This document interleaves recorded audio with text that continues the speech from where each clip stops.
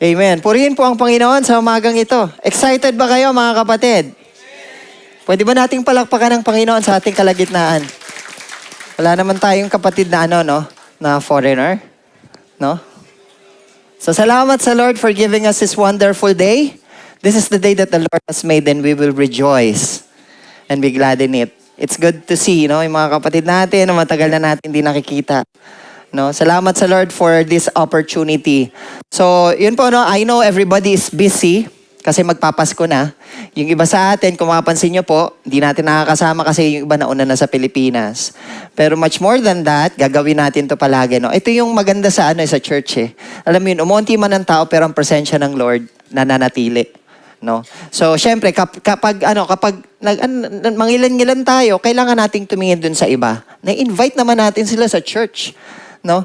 Kasi really, church is a better place for us. No? It is beneficial for us na palagi nating makita, hi, sister, how are you? Yeah. You're from where? Excuse me? I'm originally from Mauritius. Oh, welcome. What's your good name? Divina. Oh, what a nice name. Divine. No? Indeed, it's wonderful also to have those wonderful people. No, you are invited to be here. No, enjoy the presence of the Lord. So, this week I know everybody is busy, as I've told you a while ago. No, meron po tayong mga Christmas parties na hinahold. No, and New Year is coming. No, after this, 2026 is about to come, and God will unfold something wonderful in your life. That's for sure. No, doon tayo excited, no. Whatever happens for this year, tapos na po 'yon. We learn, no, and then we move on sa biyaya po ng Lord. So this month, we're talking about this fadeless crown that we will soon be into, no. It's good for us, kapatid, na we're not just seeing our lives here, no. Actually, hindi natin maiiwasan na soon we will pass in this world. No, and then we will be having a better life with Jesus Christ. But then, marami pong gustong ipahayag sa atin ng Lord. I know some of us are learning, studying about life, about our career, no, masteral, di ba, PhD, whatever it is, certifications. Pero sometimes, kinukulang tayo, anong meron sa kabila na pwede nating makuha? And I know some of us here who wants reward. Sino dito gusto ng reward? Gusto natin yan, di ba? Kahit payong, kahit ballpen, no? Sa mga seminar, may libreng ballpen, no? You know, in our country, when we're having a seminar, sometimes there's freebies. Free pens, free umbrellas, no? Free sticker. O, di ba? Sticker lang, pero umaten tayo. But then sometimes, meron tayong bagay na i-discuss ngayon, which I believe Pastor Clint had discussed a week ago, no? About this wonderful trophy na kailangan nating maintindihan. The crown. The crown that soon we will be having. Sometimes we're thinking na, is it the physical crown that I am into? We'll never know. But then that's what the Bible is saying.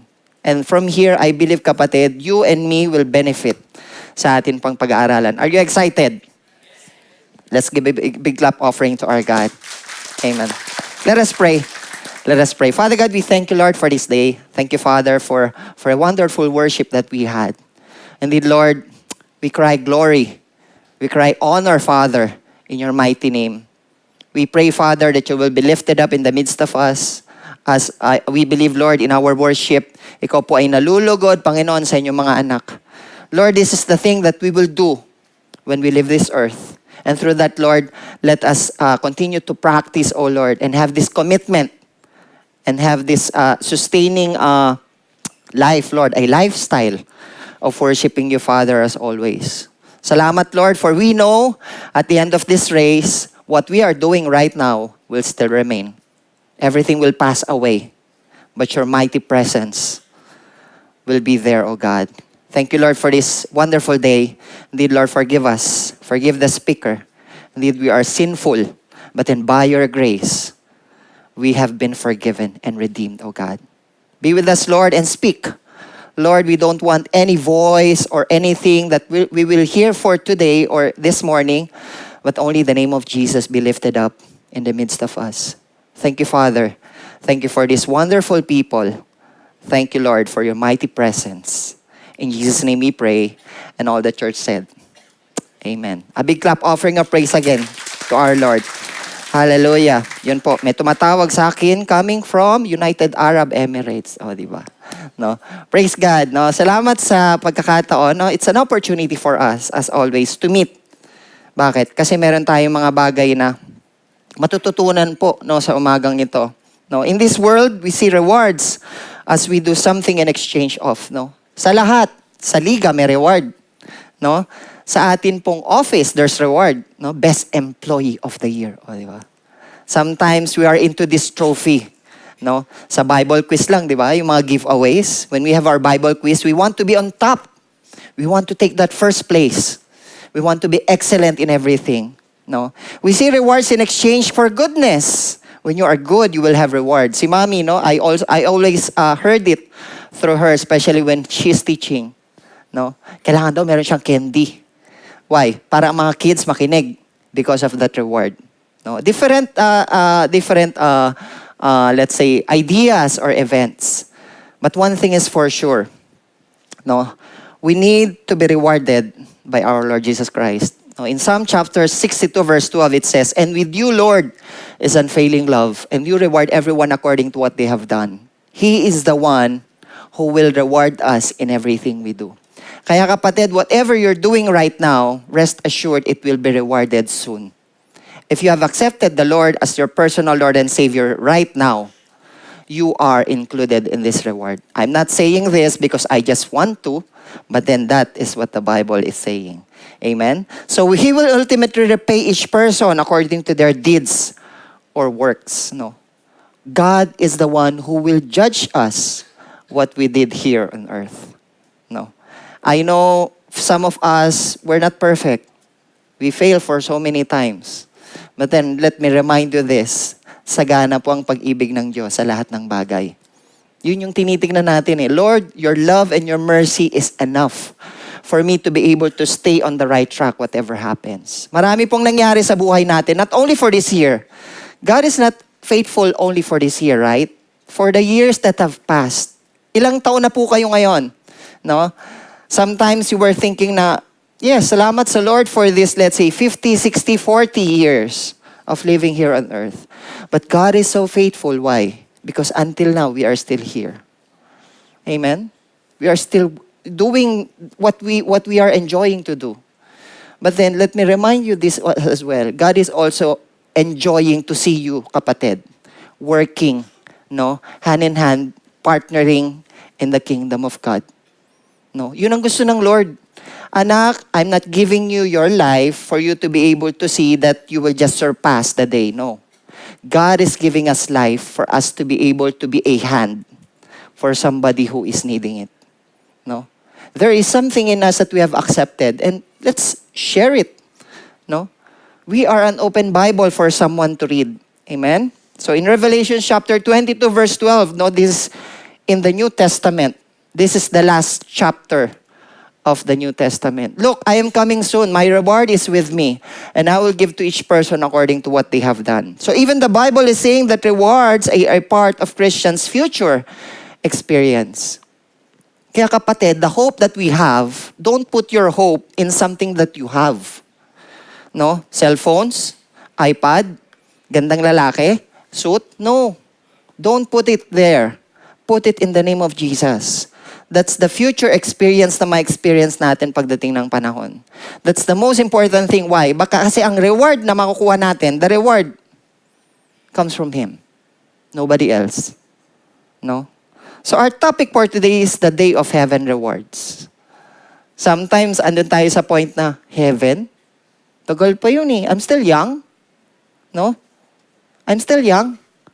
But then, bilang ka lang ng 20 years or 30 years, you will find yourself, I'm getting weaker. No? My life is getting, let's say, declining every day. But then, let your spirit be still on fire with Jesus Christ. We need to have that hope. Lagpas sa hope na iniisip mo, kapatid. Lagpas sa hope na gusto mo mangyari. If you have something for your family soon, and you're putting your hope there, ilagpas mo pa. Kasi ang plano ng Lord sa atin is much bigger and much bolder. Not just for this day, but then for this heavenly rewards that we are into. So after Christ has taken the church during rapture, no? Ang church, kukunin ng Lord through rapture. Ganun na mangyari sa rapture. Judgment seat of Christ will happen. This is the day of rewards. So kapatid judgment seat of Christ is the day of rewards. No? It is let's say yung culmination of what you did here on earth. No? Sometimes, di ba, parang isipan natin, bakit pa kailangan yon? I-discuss natin yon, no? Sa mga susunod na chapters. So in 2 Corinthians chapter 5 verse 10 says, "For we must all appear before the judgment seat of Christ.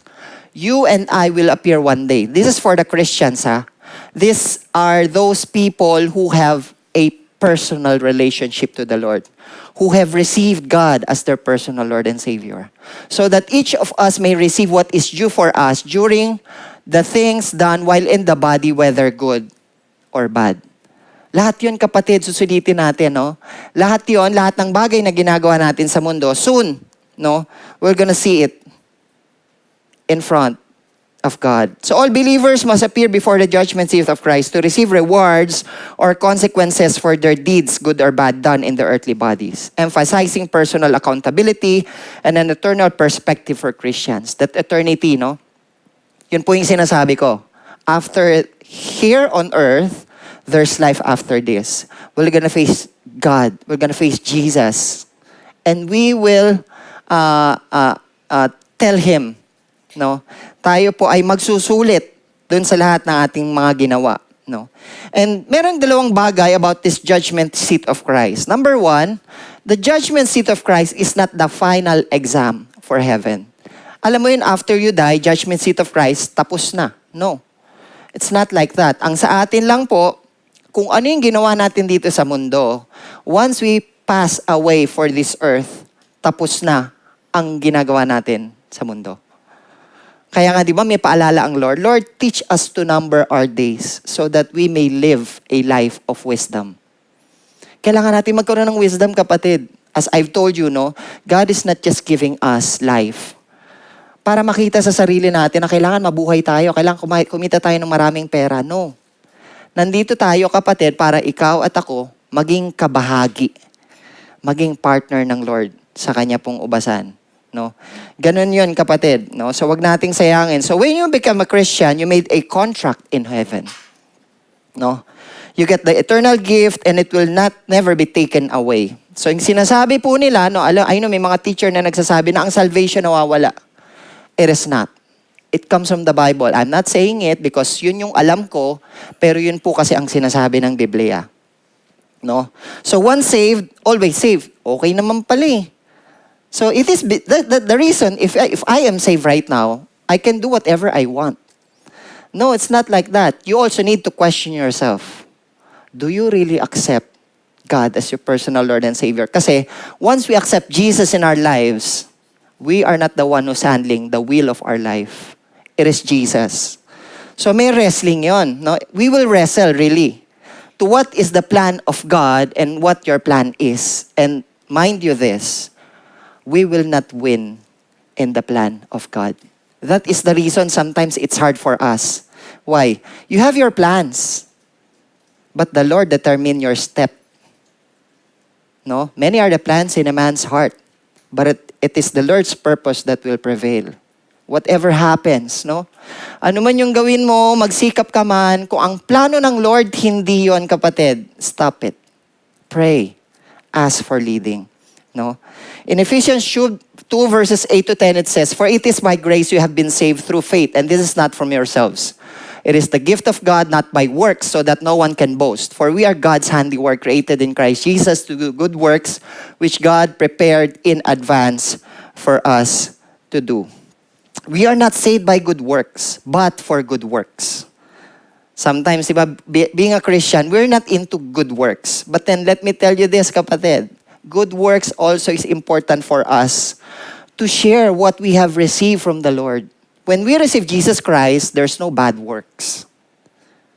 good works pa rin ang lalabas. What you have accepted and received, that one will come out.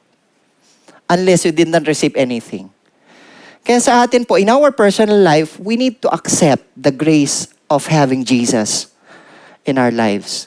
Kasi only Jesus can change the lives of men. That is His business.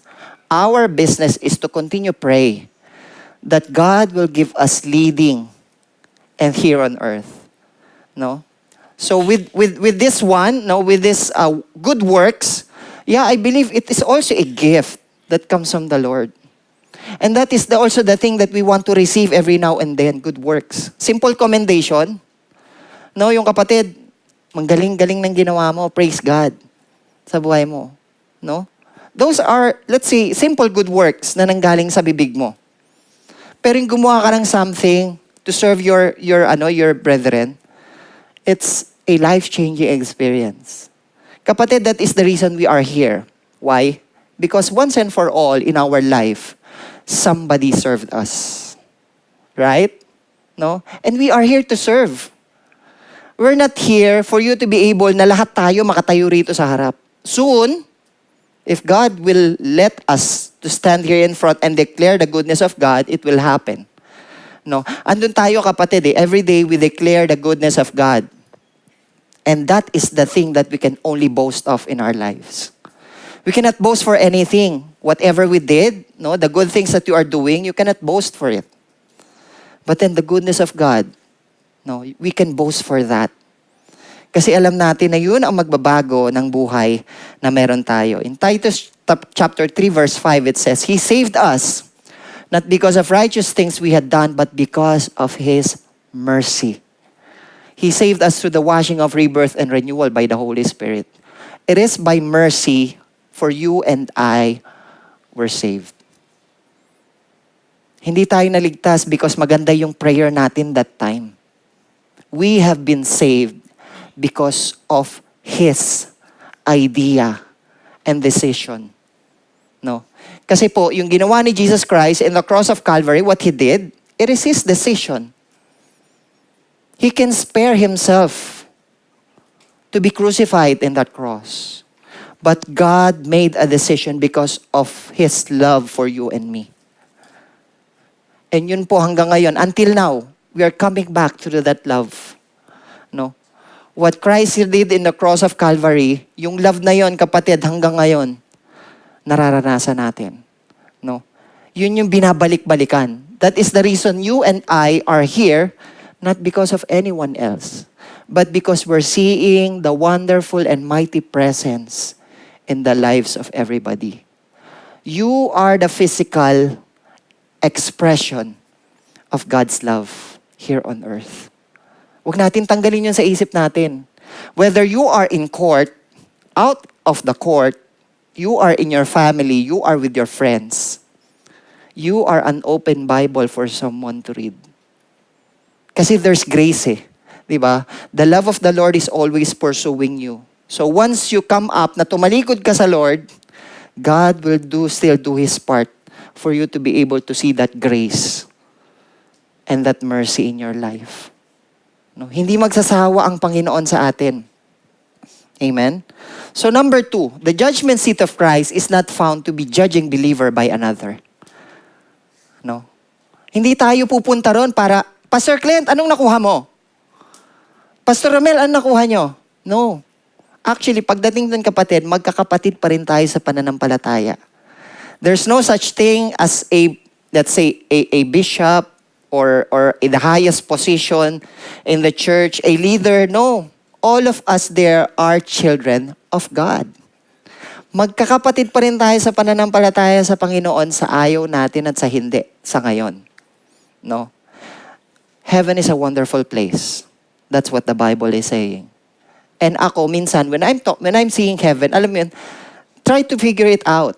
Ang heaven, kapatid, hindi yung nakikita natin sa langit, yung lugar ni Jesus, ng Panginoon, no. If you will go outside here on earth, hindi pa yon. Yung expanse, the third heaven is the one na kung saan excited tayo kasi hindi natin alam kung saan. Pero alam natin na dun sa lugar ng Lord, there's no pain, no? No racial discrimination, No bad works. Everything is good. Everything is wonderful in the eyes of everyone. Yun yung excited sa atin. No? There's no judgment. Diba? Here on earth, judgmental mga tao rito eh.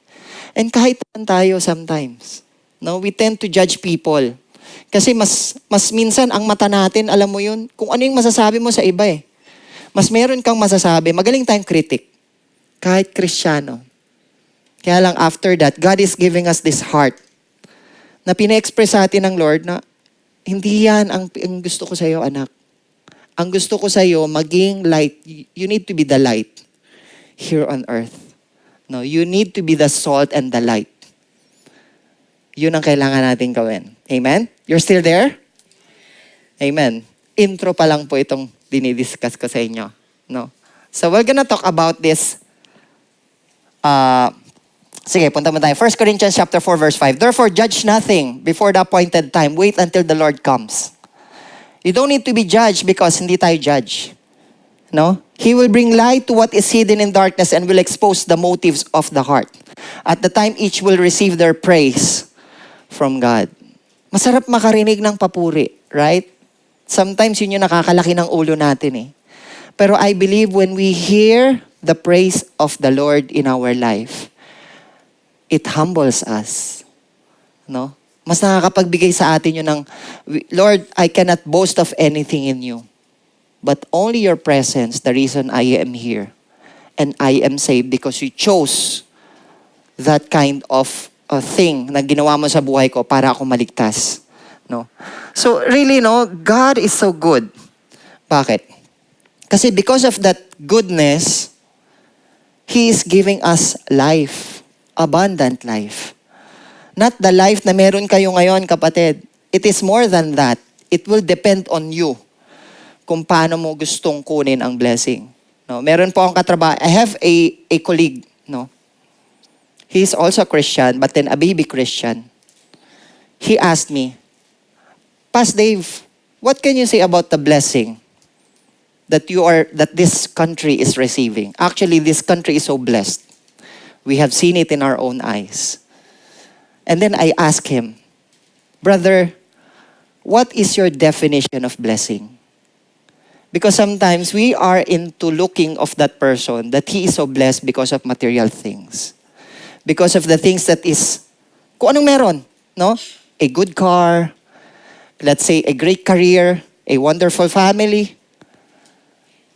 But then God is impressing us that the blessing that we really need to have right now is this eternal life that comes from Him.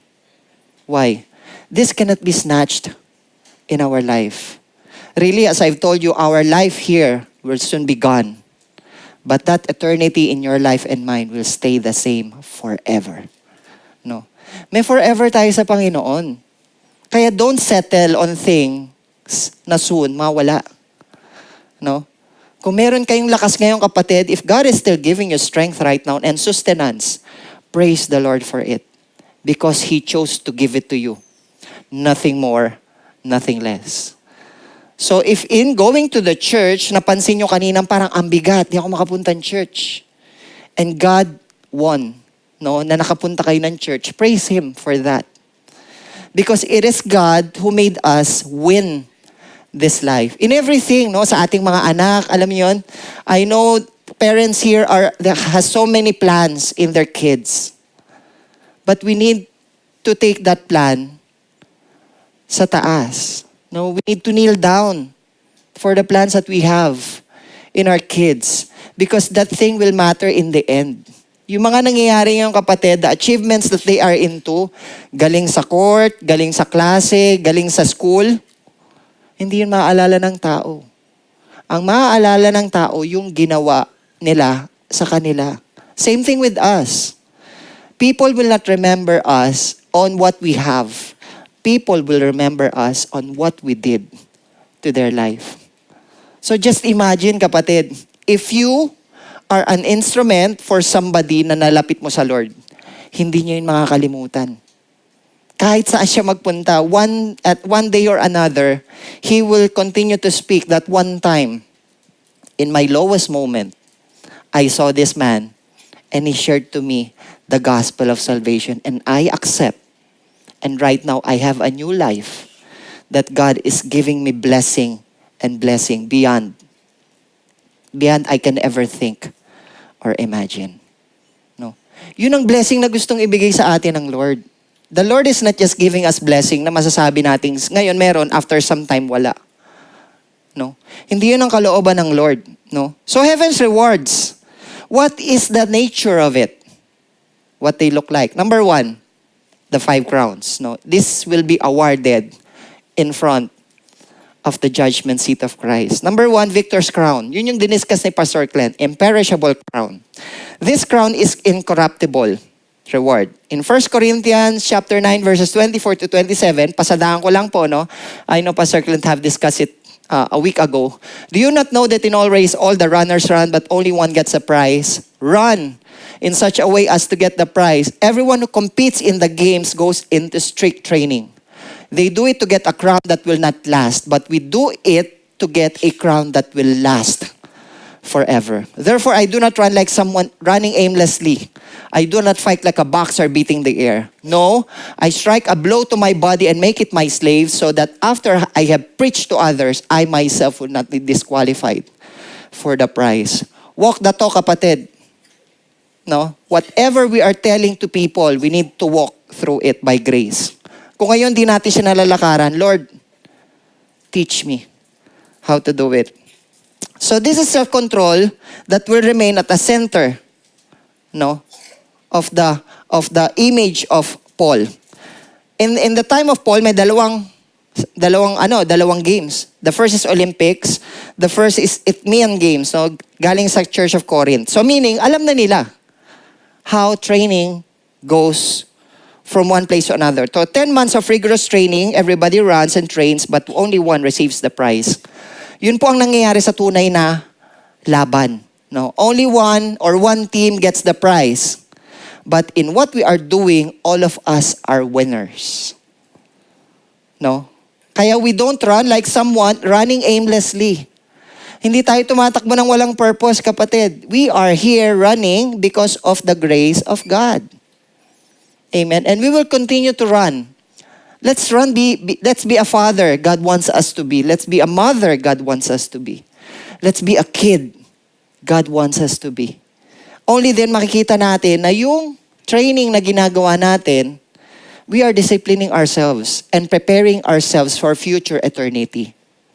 Kasi kapatid, whatever we are doing right now in our journey will dictate the destination that we want to do in the end. Do you understand that? Where do you want to go? In heaven? What are you doing right now? Are you preparing yourself to go there? No, are we preparing ourselves to go there? Or we're just, tinatawid lang ng hangin from time to time? We need to have a purpose here on earth. No? Do you know that in a race, all the runners run, but only one gets the prize? And we need to make it sure that all of us will get the reward na gustong ibigay ng Panginoon sa atin. That soon we will have this victor's crown. Hindi mawala. No, mananatili lang sa buhay natin. Imagine, you're persevering, no, for every hardship that you have. All of us have hardships. And kapatid, kapag nalagpasan mo to, you have that reward. The victor crown is with you. No? That victorious Christian life is with you.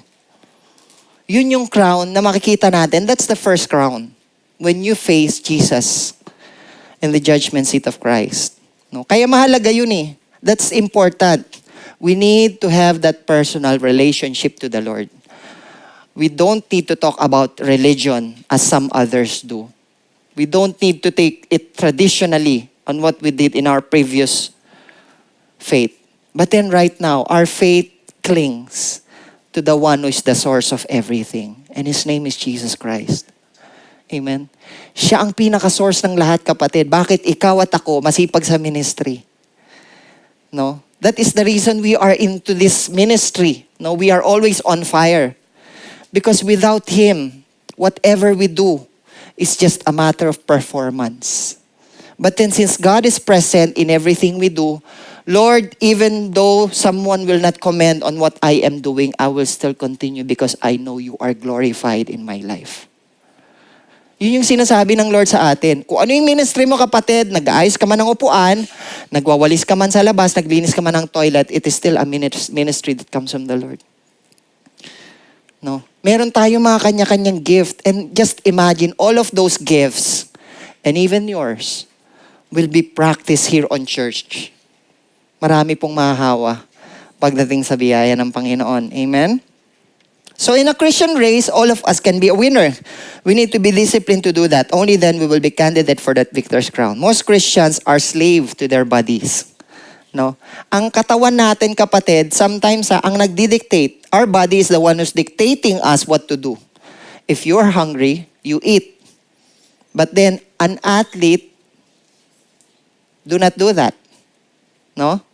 Ang athlete, he is the one who is the master of his life. He needs to sleep early. The food that he's taking, not just only the food that we are. Kasi nga, athlete siya. No, he needs to put something in his body for him to win. It is not just training himself physically, but it is also the one that is putting dun sa body na meron siya. Diba? If we are training for an event, we must discipline ourselves for the sake of winning.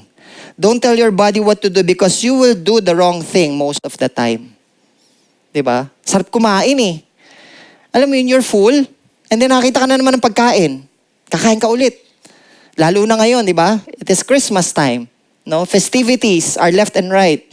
You eat here, after that, there's another one. You will go to that place and you will eat again. Oh, masarap to. This is very delicious. And then you go again to another, let's say, festivity. May food na naman. Kakain ka ng kakain hanggang sa maging bloated ka na. And pansin nyo ba yon? After 2 hours, gutom ka ulit? No? Di ko alam kung bakit, pero yun ata ang normal na ano ng isang tao eh. No? So yun po yun. So eat a balanced meal. Yun ang ginagawa ng atleta. And sa atin, syempre, we're not an athlete, but then God is giving us discipline, especially when it comes to our Christian life. Yung mga bagay na no-no sa Lord, it is really a no from God. Hindi natin siya pwedeng laruin. Lord, 10% lang of this and 90% I will commit to you. This 10% I will give to the world. No. God wants that 101% in our lives to focus dun sa gusto niyang gawin. So victor's crown, number 1, no?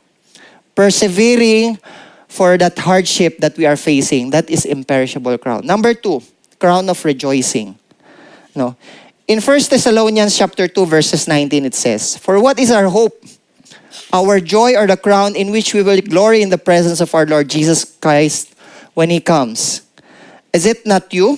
So Thessalonians' faith gives Paul hope and joy. Why? Kasi this is the ability to talk about their faith. The crown of rejoicing is for you to be able to share. You have that happiness that when you share Jesus Christ to somebody, iba yung nagagawa sa buhay nyo. No? We are encouraging everybody to do that. Why? Kasi kapatid, in our faith if it is not shared to others, it is nothing. But then your faith, once God changed your life or perspective, no, parang full turn ang binigay sa inyo ng Lord, we need to share it to somebody. What is happening? Diba? Sometimes people can see, you know, kapatid, you are always happy. Sometimes ka, sadly mas nakikita dun sa hindi pa nakakakilala sa Panginoon. Kaya lang ang sa atin kasi we need to pray, Lord, whatever comes in my life, let it be a wonderful testimony to somebody to read. No? Kasi your testimony and my testimony is a great part of having Jesus in our lives. Meron kasing ginawa ang Panginoon sa buhay mo in your lowest, whom you will be able to testify right now that God is so good. He never leave you in your race dito sa buhay na to. And yung simple lang na pagbibigay sa Kanya ng credit, kapatid, iba yun. No? In your family, anong ginawa ng Lord sa family mo? Sometimes ka, walang-wala ka na eh. Just imagine you don't have anything but you have something to share about the goodness of God. Ano mo you're sharing na, Lord, thank you. Why? I don't have anything, but I have you. No? Yung walang-wala ka, kapatid. Pero alam mong biyaya lang ng Lord sapat na para ka maka-go through. Why? Kasi all of the blessings, yun nga, no, as I've told you, may nagtanong what is blessing and define what blessing is.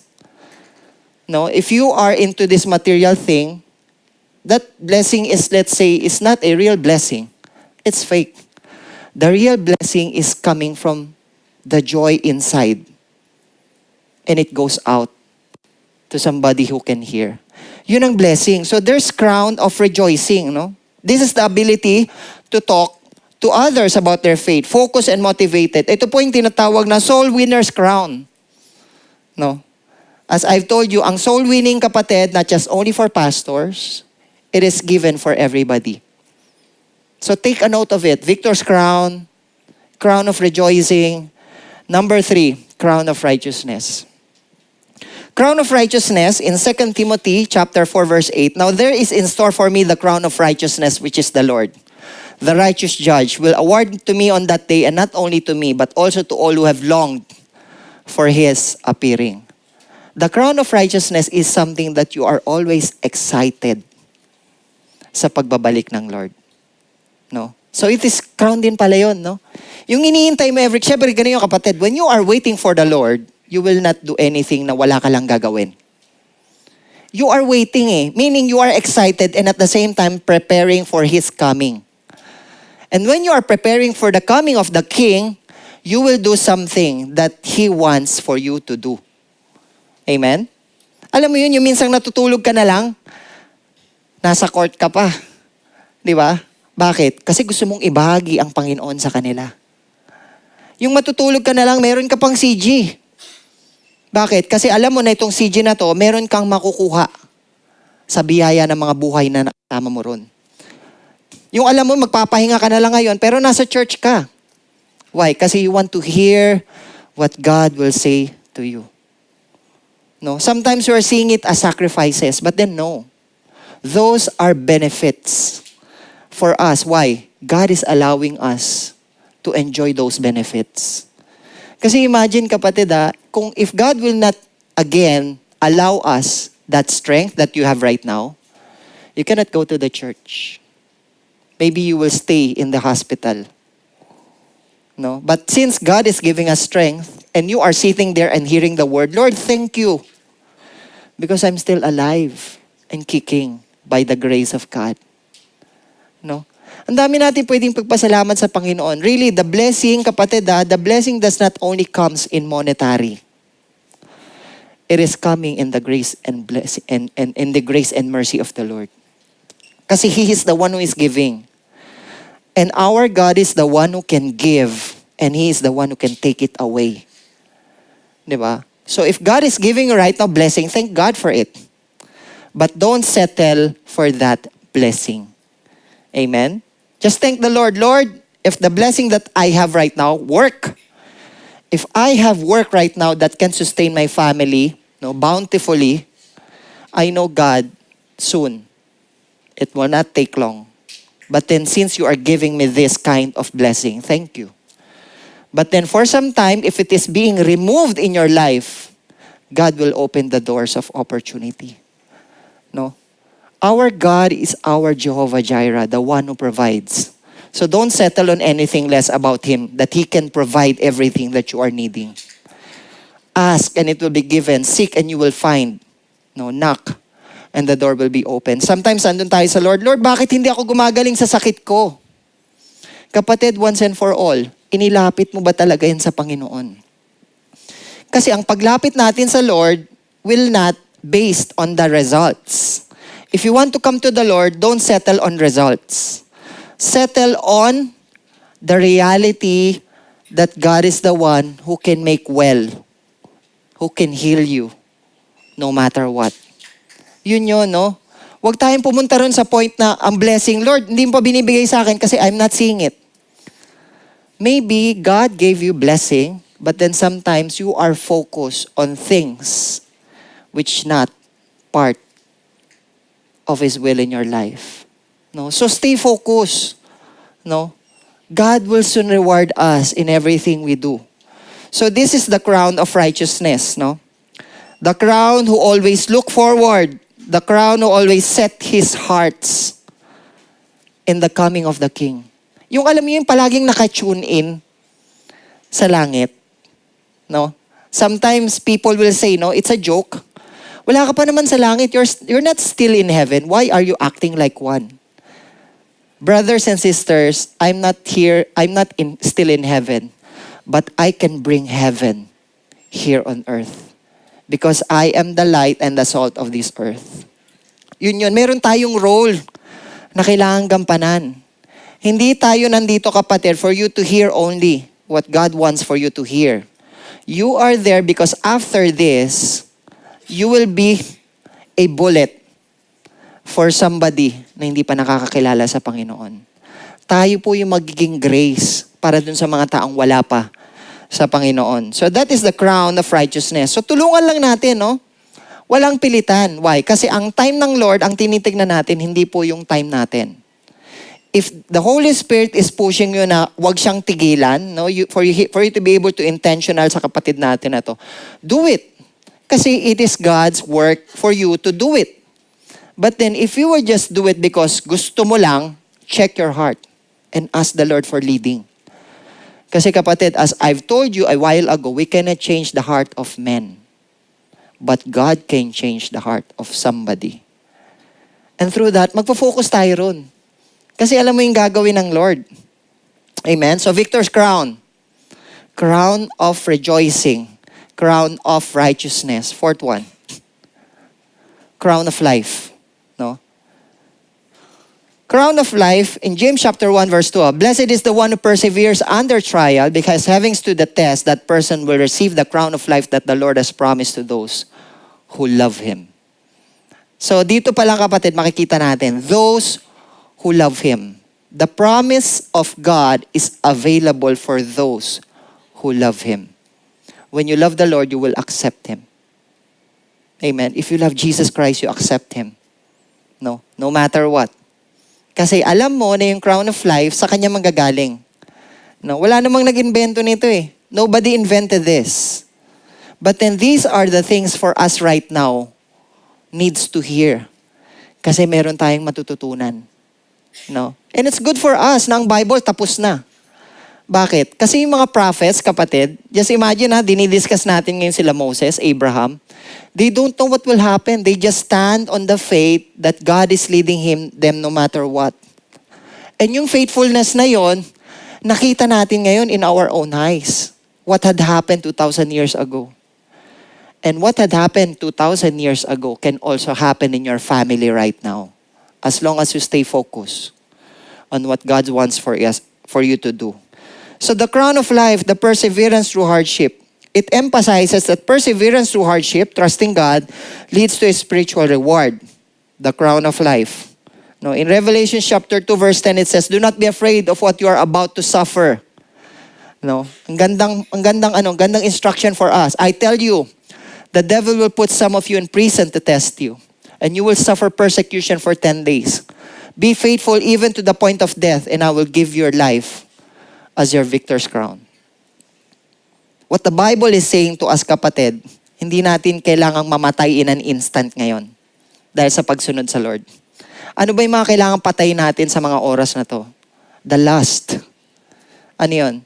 Yung meron tayo ngayon, na bit-bit natin. If you are bitter for somebody, you need to die yourself to that. If right now yung heart mo is masyadong bitter for someone, 2025 na, kapatid, matatapos na yan. Magto-2026 na tayo. Gusto mo pa rin ba siyang dalhin sa 2026? No? We need to let go this 2025 and let God do His role on 2026. For us to experience the life of bountiful Christian living. Yun yung kailangan natin makita, kapatid. At yun yung gustong ipahayag sa atin ng Panginoon. Ang ganda ng plano ko, anak eh. I have a good plan for you. Plan to prosper you and not to harm you. Plans to give you a hope in the future. But then sometimes, the plan of the Lord is not our plan. Sometimes hindi pa siya part ng plano natin. Ang plano natin, mas marami pa. Kung meron kang trabaho ngayon, nag-iipon ka. Kasi you want a good house and lot sa Pilipinas, a car in the Philippines. I'm not saying it's wrong. I'm just saying na nakita natin in our own eyes what happened in Manila few weeks ago. 'Di ba? In a good subdivision for let's say 3 hours, no? A storm came, tumaas yung baha, the water rises, and all of the things that they have invested, gone in 3 hours. Just imagine that. Come to think of it. We don't need to invest on something that will be lost soon.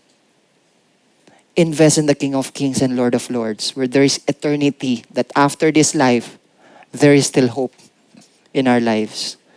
Yun yung sinasabi sa atin. Kaya itong mga crowns na to, kapatid, this is important, no? Just imagine crown of life. Malaking bagay yun sa buhay natin, no? It is a message of encouragement to endure suffering for faith, highlighting themes of testing faithfulness and ultimate reward. No, these are people who pay the price for their faith. No, I believe this is Stephen. No, he will get the crown of life. He was stoned because of his faith. And maraming mananampalataya ngayon, they chose Jesus even to the point of death. Tayo kapatid, wala tayo rin sa ganung point.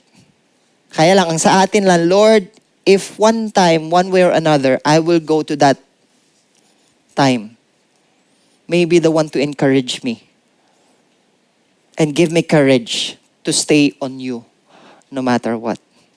Ganun din sa atin, kapatid. Sometimes, di ba, we're thinking that we're not being tested right now. Sometimes, mostly, for example, I will ask you, how are you? And then you will just say, I'm good. But then, deep inside your heart, you are tested. Pagdating sa area na yun, mas makikita kasi yung buhay mo na, alam mo yun, yung difference ng lakad mo. Iba kasi ang lakad ng isang tao na nasa Panginoon at iba ang lakad ng isang taong siya ang Diyos ng buhay niya. No? Yun po yun. Kailangan makita sa atin ang biyaya ng Panginoon sa lahat ng ating ginagawa. So that's the fourth one. No? Crown of life. And the last one is crown of glory. Ito po yung tinatawag na pastor's crown. No? Okay, pastor lang pala to. Paano naman kami? Actually, you don't need to be a pastor for you to be able to have this. Ang kailangan lang natin gawin, you are a leader of your own family. You are a leader of your friends. You are leading a group of people. You are pastoring somebody.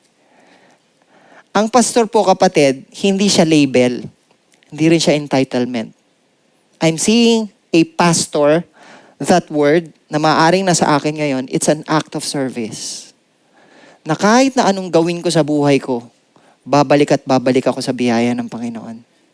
Even though there are achievements that I'm receiving that my kids are achieving, I'm not into it.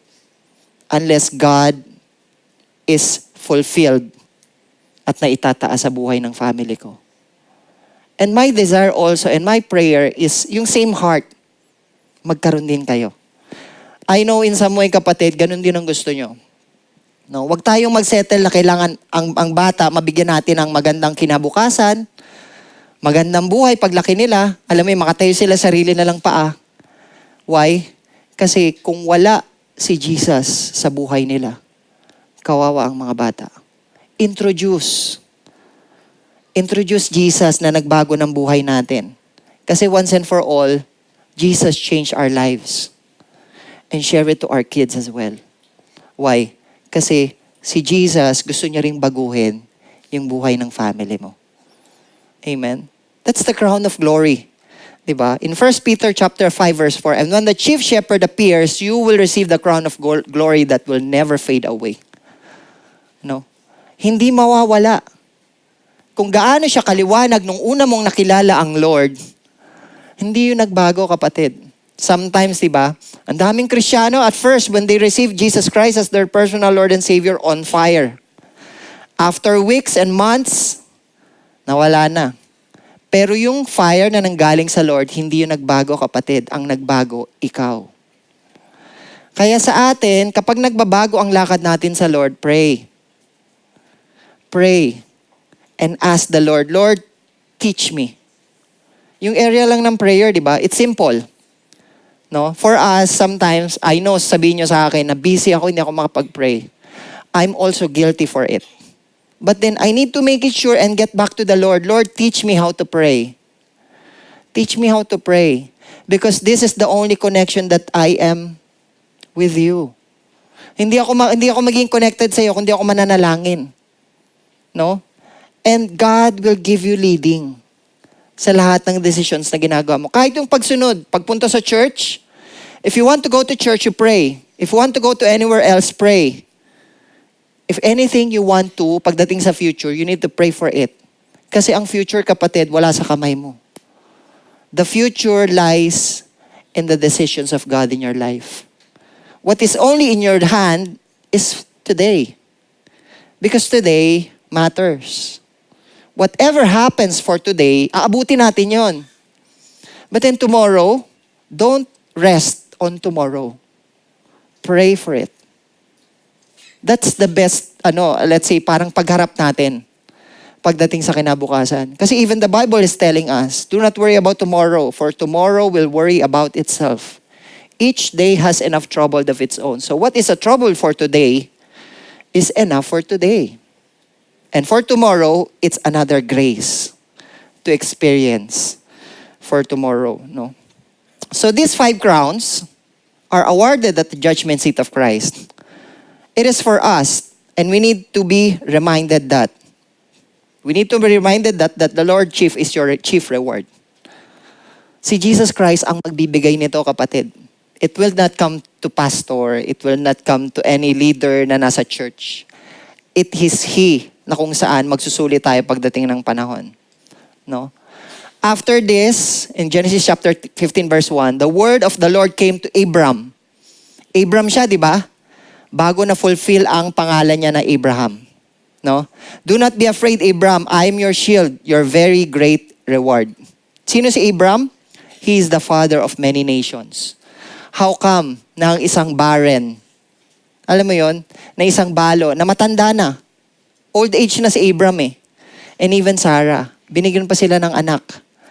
Paano mo ngayon makikita? Ang pangako kasi na iniyawe sa kanila ni Jesus, no, you will be as great as the numerous stars in the sky.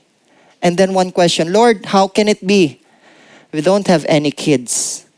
No? That is the wonderful, mighty, and powerful hand of God. He can give you kung anong wala sa'yo. Amen? If you want miracle right now, kapatid, ask for it. Because it can surely happen. No? Yung God na kilala ko, hindi ko mamaliitin para sa inyo. Bye. Kung meron kayong kagustuhang ilatag sa Panginoon, ilatag nyo yan. Iiyak nyo sa Lord.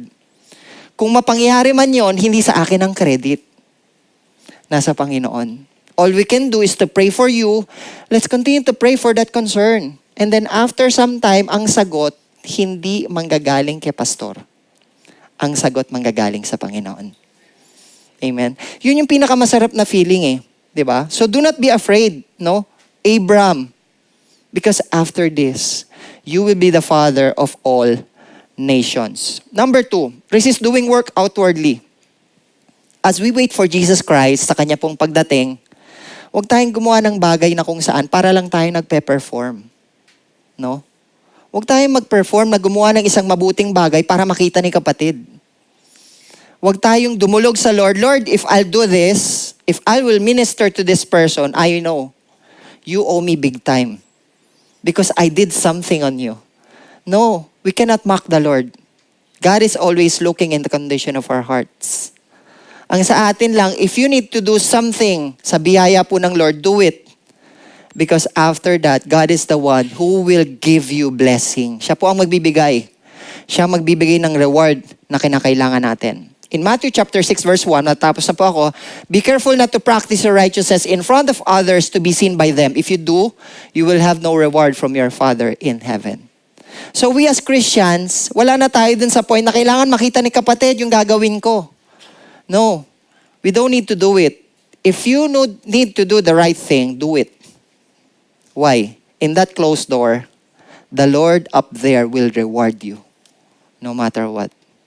Mas masarap ang reward na galing sa Panginoon. Kahit kanino man.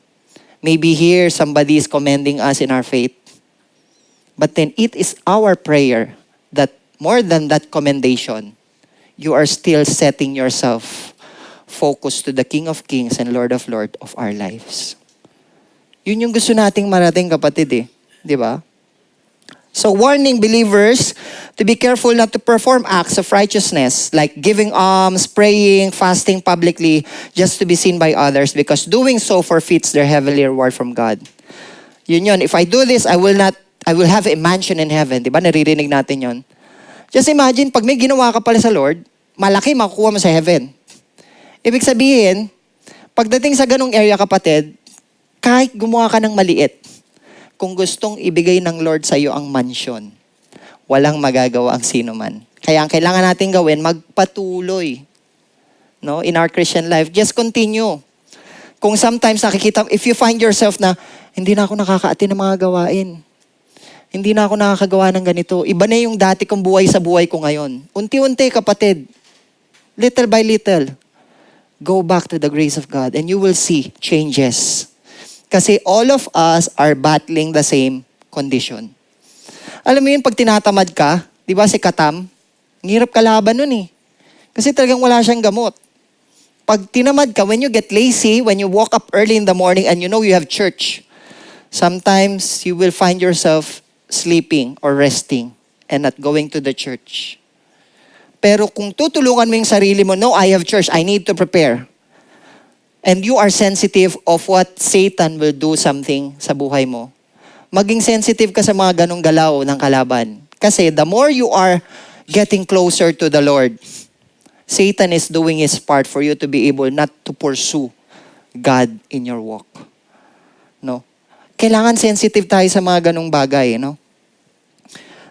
So, after this, no? After the crown has been saved, ano na? 'Di ba? What are we going to do in heaven? Ito yung kantang yun, kapatid. Oh. Ay, nawala. Nawala po. So in Revelation chapter 4, verse 10 to 11, sabi ron, the 24 elders fell down before him who sits on the throne and worship him who lives forever and ever. They lay their crowns before the throne and say, "You are worthy. You are worthy, our Lord and God, to receive glory and honor and power, for you created all things, and by your will they were created and have their being." Diba? All created were given to you. 24 elders fall down. So, ibig sabihin, ang gagawin natin sa mga awards natin, or rewards kapag nakuha natin, isusulit natin sa Panginoon. After that, we will worship Him, no matter what. Parang ganon, Lord, these crowns are yours. Ayun, no?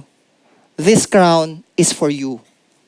Let me worship you on who you are. So parang babalik pa rin tayo dun sa point, kapatid, na meron ka mang rewards, ang dami mo mang nakuha, zero pa rin tayo pagdating sa biyaya ng Panginoon. Siya pa rin ang kailangan mataas sa buhay natin. Kung ngayon maganda yung buhay natin, lahat wala tayong iniintindi, everything is okay, zero pa rin yun pagdating sa biyaya ng Lord. So I want to tell you a story, no? This talks about an old missionary couple had been working in Africa for years. 40 years silang nagtrabaho sa Africa. And they were returning to New York to retire. Magre-retire na po, no? Yung missionary na to. They had no pension. Their health was broken. They were defeated, discouraged, and afraid. They discovered that they were booked on the plane. Same ship, no? They were booked on the same ship as President Teddy Roosevelt. No, he is a president, no, a former president of the United States of America, who was returning from one of the big game hunting expeditions. Just imagine, kapatid, naghunt lang si Teddy Roosevelt. Abay, meron siyang mga parang excited ang mga tao sa kanyang pagbabalik. Pero itong dalawang missionary na to, wala. Walang nakakakilala sa kanya. No one paid much attention to them. They watched the fanfare that accompanied the president's entourage with passengers trying to catch a glimpse of the great man. Parang tayo, di ba? Pag meron sikat, ay! Di ba? Gusto ko siya makita. No, nagpunta sila rito. Artista yan, kilala-kilala sa Pilipinas. They are so famous and I want to see them. But then for this missionary, zero. No? 40 years, kapatid. Imagine 40 years, I give my life, everything, for 40 years and then nothing. So as the ship moved across the ocean, the old missionary said to his wife, so couple sila, something is wrong. Why should we have given our lives in faithful service to God in Africa all these many years and have no one care a thing about us? Here, this man comes, si President Teddy Roosevelt, comes back from a hunting trip and everybody makes much over him, but nobody gives two hoots about us. O, di ba yung taong yun? Kasi nga, famous siya. He's a president. No, given naman yon, di ba? So, ang sabi ng wife, dear, you shouldn't feel that way, his wife said. I can't help it. It doesn't seem right. Yun yung sabi ng kanyang husband. I believe this husband is also a pastor. No, missionary siya eh. So when the ship docked in New York, a band was waiting to greet the president. Siyempre, lahat. No, festivity, banda, red carpet. Kasi nga president eh. No, tapos may mga preparations, may program. No, the mayor and other dignitaries were there. The papers were full of the president's arrival, but no one noticed this missionary couple. They slipped off the ship and found a cheap flat on the east side, hoping the next day to see what they could do to make a living in the city. That night, the man's spirit broke. He said to his wife, I can't take this. God is not treating us fairly. Hindi nga naman fair si Lord. Bakit ganon, Lord?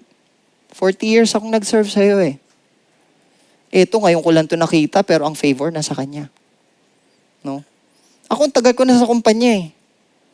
Siya dumating lang kahapon, na-promote ngayon. Nasaan ang ustisya dun? Where's the justice? No? He came yesterday and right now, he is promoted.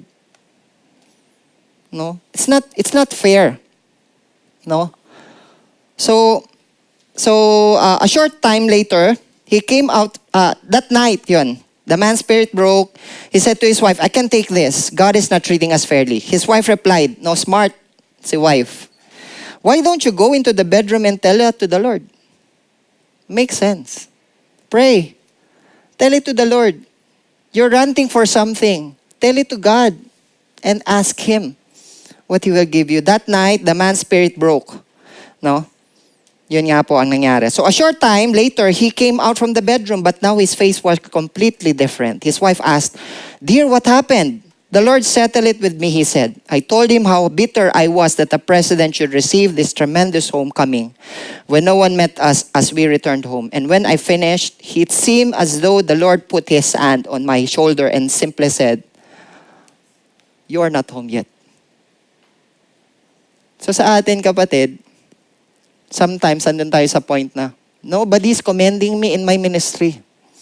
Nobody's giving me encouragement. Remember this, you are not home yet. Diba? In everything we do, masyado tayo nagrereklamo sa mga buhay sa trabaho, sa mga anak natin. No? Lord, ba't ganun?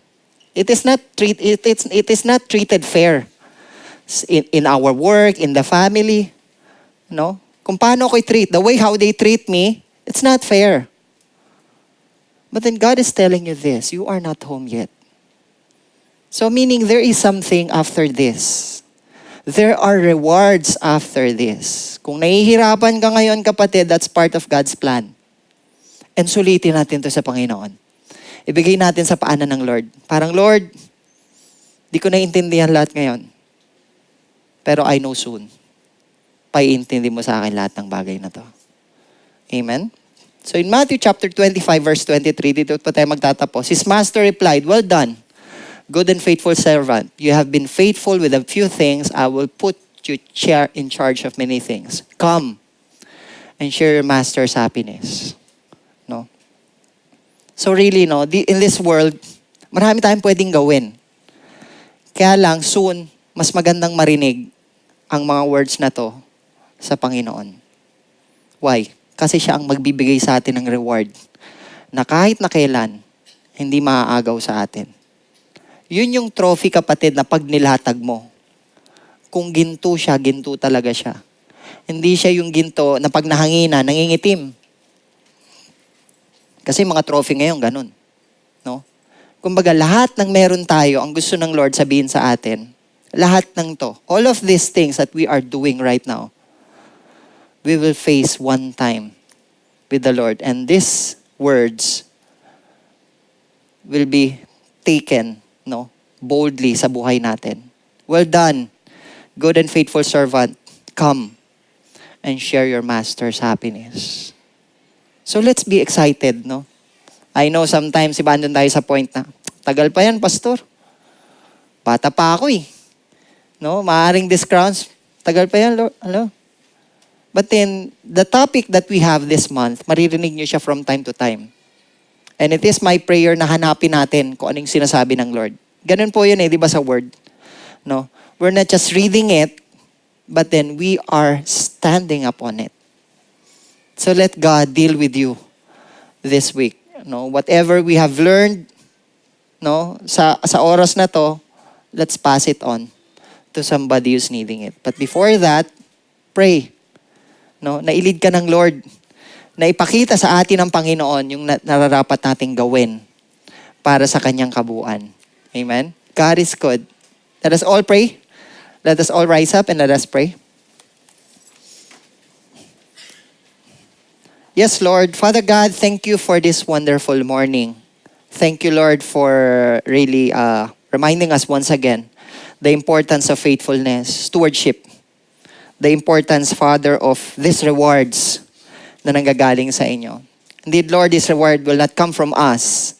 But then right now, we just want to be in tune, O Lord, and synchronize dun po sa buhay na gusto mong ibigay sa amin. Lord, it is our prayer, O Father, that for the days to come, may we always focus on those rewards, O God.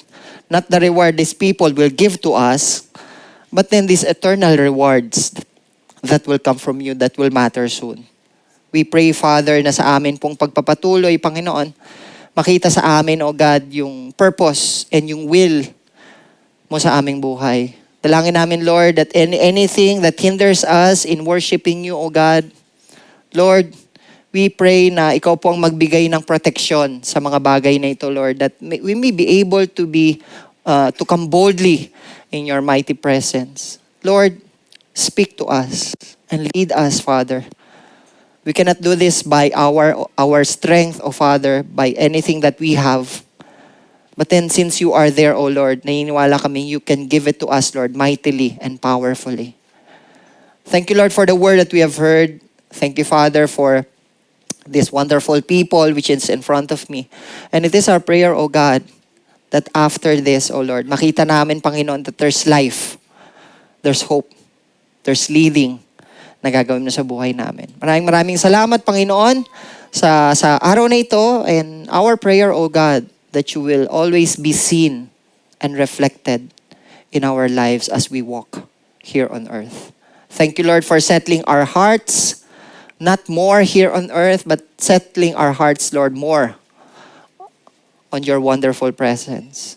Stay us humbly, Lord.